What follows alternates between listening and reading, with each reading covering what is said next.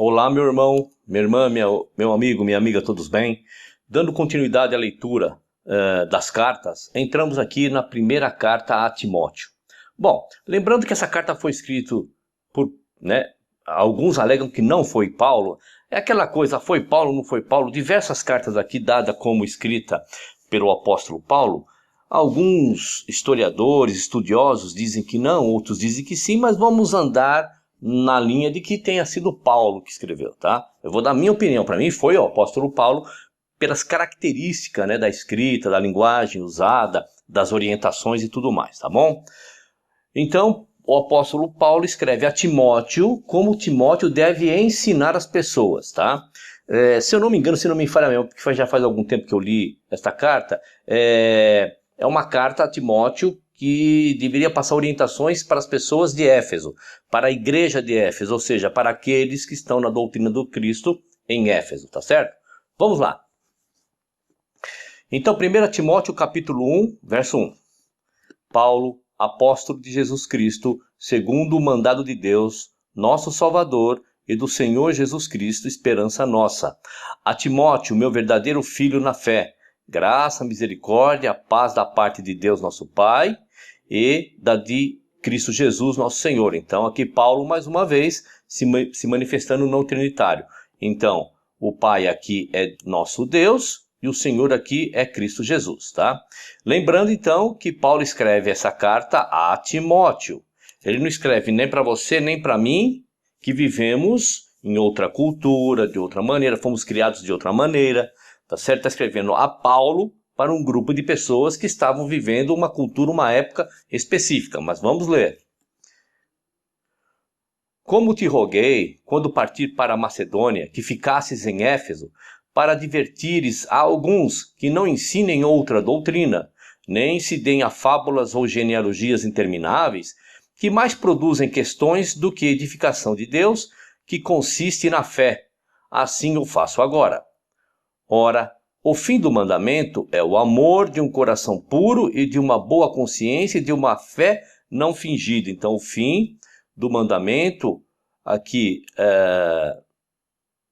o objetivo, das orientações é o quê? Que as pessoas tenham amor, de um coração puro, de uma boa consciência, de uma fé não fingida. Amem-se uns aos outros como eu vos amei, disse o Cristo, dando um novo mandamento para eles, tá? Do que, desviando-se alguns, se entregaram a vãs contendas, querendo ser mestres da lei e não entendendo nem o que dizem nem o que afirmam. Sabemos, porém, que a lei é boa, se alguém dela usa legitimamente. De que lei que Paulo está falando aqui? Ele está falando da Torá? Não, ele está falando do novo mandamento do Cristo, tá certo? Sabendo isto, que a lei não é feita para o justo, mas para os injustos e obstinados. Vou falar de novo, tá? Porque essa leitura aqui do verso 9, sabendo isto que a lei não é feita para o justo, foi aqui que ficou sem sentido para mim. Então Paulo está querendo dizer que existe justo? A própria escritura diz que não há um justo sequer. Como é que Paulo diz assim, olha, a lei não foi feita para o justo? Então, vamos ler o verso todo aqui para saber o que Paulo está querendo dizer. Vamos lá. Sabendo isto, que a lei não é feita para o justo, mas para os injustos e obstinados, para os ímpios e pecadores, para os profanos e irreligiosos, para os parricidas e matricidas, para os homicidas, para os devassos, para os sodomitas, para os roubadores de homens, para os mentirosos, para os perjuros, e para o que for contrário à sã doutrina, conforme o evangelho da glória de Deus bem-aventurado que me foi confiado. Então Paulo está dizendo o seguinte, que a lei não é para aquele que não está andando naquilo. Então, quando ele traz a palavra justo, ele está falando, não é para quem pratica a justiça. Agora ficou mais claro eu lendo todo o verso.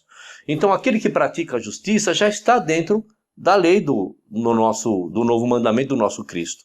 Tá certo? Verso 12. Eu dou graças ao que me tem confortado, a Cristo Jesus Senhor nosso, porque me teve por fiel, pondo-me no ministério. A mim, que dantes fui blasfemo e perseguidor e injurioso, mas alcancei misericórdia porque fiz ignorantemente na incredulidade.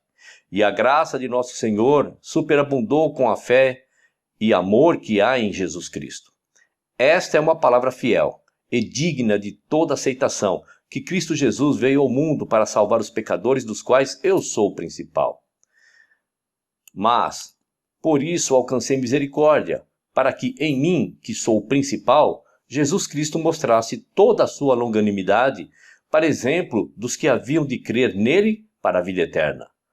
Ora, ao Rei dos séculos, imortal, invisível, ao único Deus sábio, seja a honra e glória para todo sempre. Amém.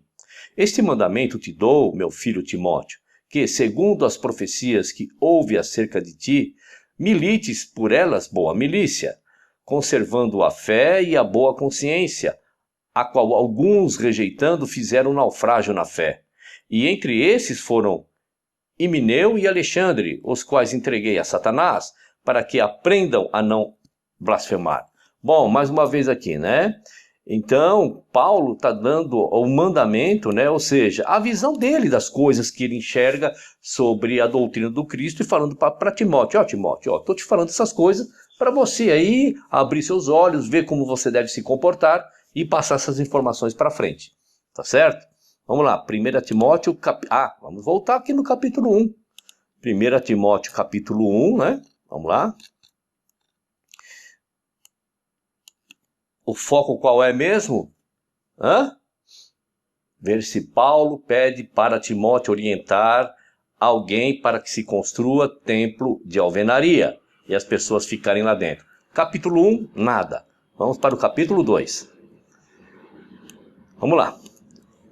Ademoesto-te, pois, ademoesta quem? A mim, a você? Não. A Timóteo, tá? Ele está orientando Timóteo.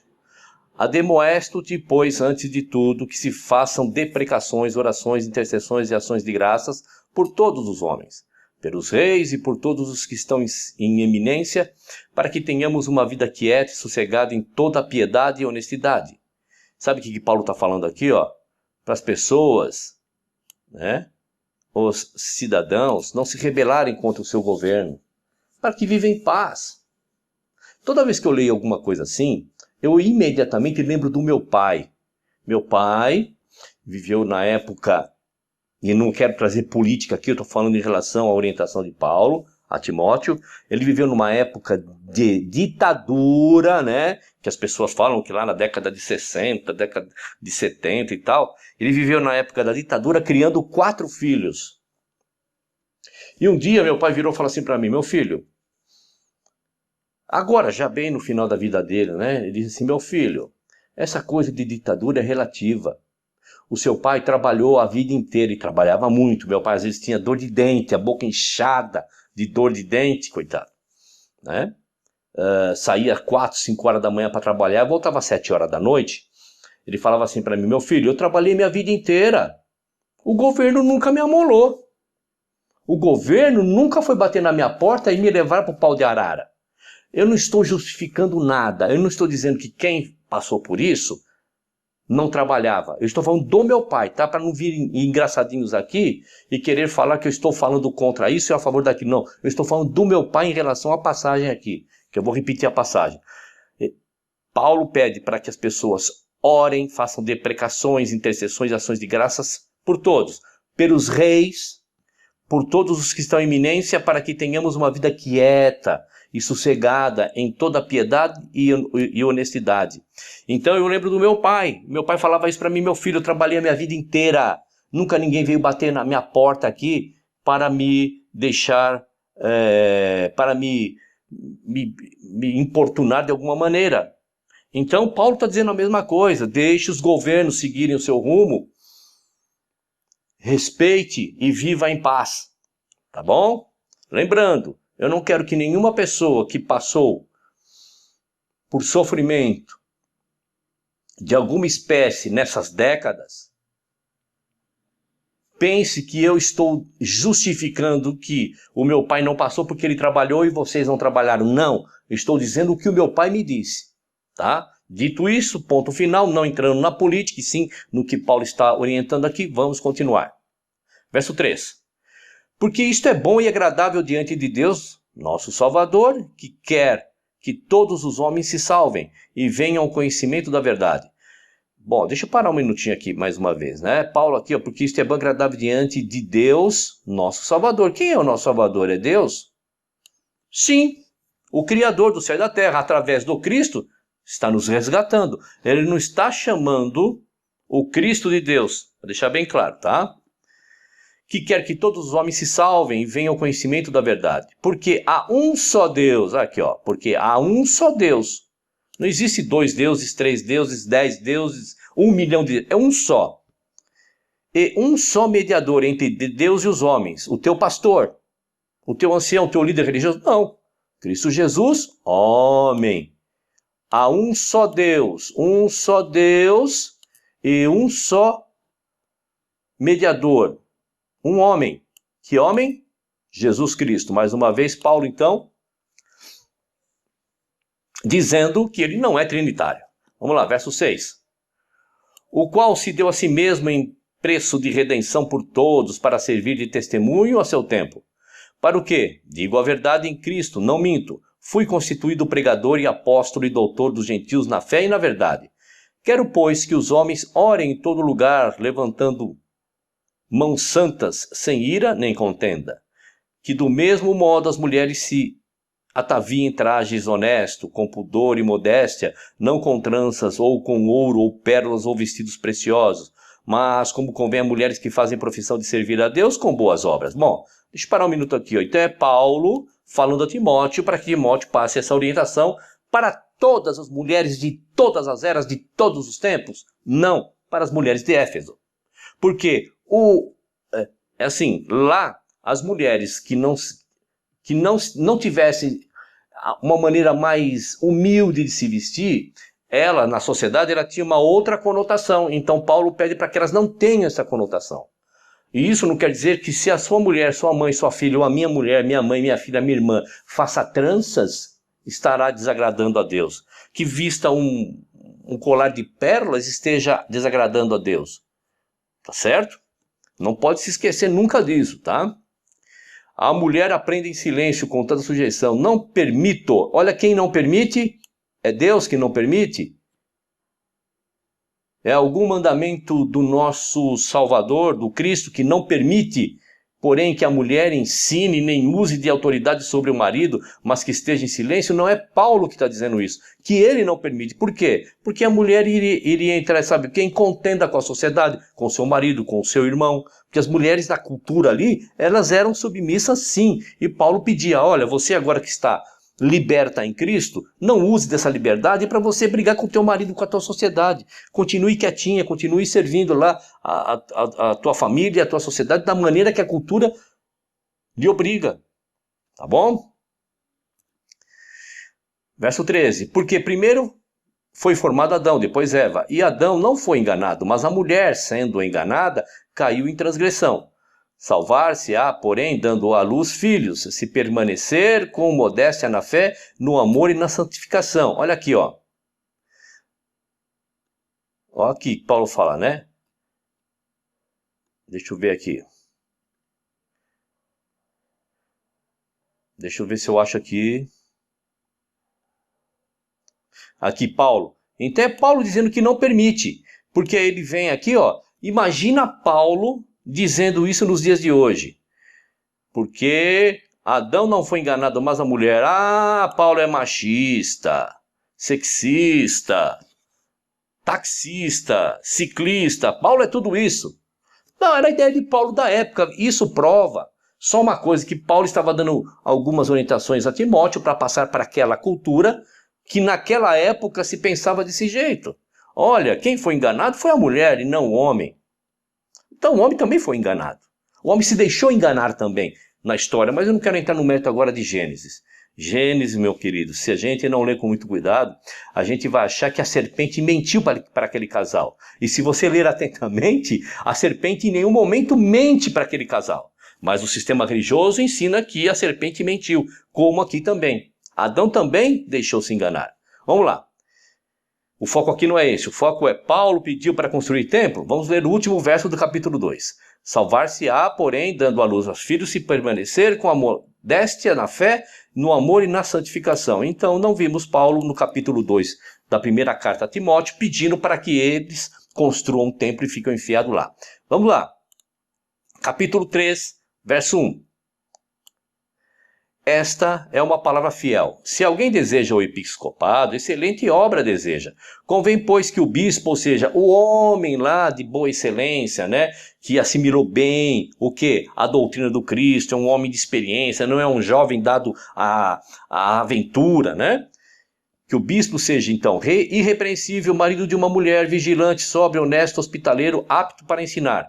Não dado ao vinho, não espancador, não cobiçoso, de torpe ganância, mas moderado, não contencioso, não avarento, que governe bem a sua própria casa, tendo seus filhos em sujeição, com toda modéstia. Porque se alguém não sabe governar a sua própria casa, terá cuidado das pessoas que ele tem que cuidar, que aceitaram a doutrina do Cristo? Não neófito, para que, ensoberbecendo-se, não caia na condenação do diabo. Convém também que tenha bom testemunho dos que estão de fora, para que não caia em afronta e no laço do diabo. Da mesma maneira, ou da mesma sorte, os auxiliadores, aqui está escrito diácono, os auxiliadores sejam honestos, não de língua dobre, não dados a muito vinho, não cobiçosos de torpe ganância, guardando o mistério da fé numa consciência pura. E também estes sejam primeiro provados, depois sirvam, se forem irrepreensíveis. Da mesma sorte, as esposas sejam honestas, não maldizentes, sóbrias e fiéis em tudo. Os diáconos, os ajudadores, sejam maridos de uma só mulher e governem bem os seus filhos e suas próprias casas. Porque os que servirem bem como ajudadores, auxiliadores, adquirirão para si uma boa posição e muita confiança na fé que há em Cristo Jesus. Escrevo-te estas coisas, esperando ir ver-te bem depressa. Mas, se tardar, para que saibas como convém andar na casa de Deus, que é a igreja do Deus vivo, a coluna e firmeza da verdade. Opa, vamos tentar entender o que Paulo está querendo dizer aqui? Vamos lá. Você já aprendeu, eu já falei em outros vídeos meus, que quando você ouvir casa de Deus, né, estava falando de Israel, tá certo? Por quê? Porque, segundo as leis de Moisés, Israel era o povo exclusivo de Deus para passar os seus mandamentos. Quais? Os de Moisés? Não. Os do Cristo, que os profetas, se você lerem atentamente o que os profetas pedem, é exatamente o mandamento do Cristo, tá certo? Então aqui, andar na casa de Deus, o que é a casa de Deus aqui no contexto de Éfeso? Éfeso, ali naquele instante a casa de Deus é Éfeso. Vamos lá, que é a igreja do Deus vivo, então, o que é a casa de Deus? É Éfeso. E o que é a igreja dentro de Éfeso? As pessoas que moram em Éfeso. Vamos falar de uma maneira melhor aqui? Vamos lá. Mas se tardar para que saibais como convém andar em Éfeso, que ali as pessoas que aceitaram a doutrina do nosso Cristo, a coluna e firmeza da verdade. Tá certo? E sem dúvida alguma, grande é o mistério da piedade. Deus se manifestou em carne, foi justificado no Espírito, visto dos anjos, pregado aos gentios, crido no mundo e recebido acima na glória. Olha aqui as pessoas, os trinitarianos. Olha aqui, ó. Deus se manifestou em carne. Ó, tá falando que Cristo então era Deus. Olha, lá na minha série sobre a Trindade, vai estar claro aqui, mas eu vou tentar passar assim resumidamente. Quando alguém fala assim, olha, ali era o próprio... vamos lá, eu tenho uma filha. Aí a minha filha vai falar alguma coisa. Nossa, é o William encarnado aqui falando essas coisas. Mas na realidade a minha filha era eu? Não, é a postura, é o que minha filha estava falando, é a mensagem que minha filha estava passando, era exatamente eu encarnado nela, uma figura de linguagem e nada mais, tá? Senão Paulo entra em contradição aqui. Apesar que se colocar na balança das evidências, Paulo mais diz que existe um só Deus do que chamar o próprio Cristo de Deus.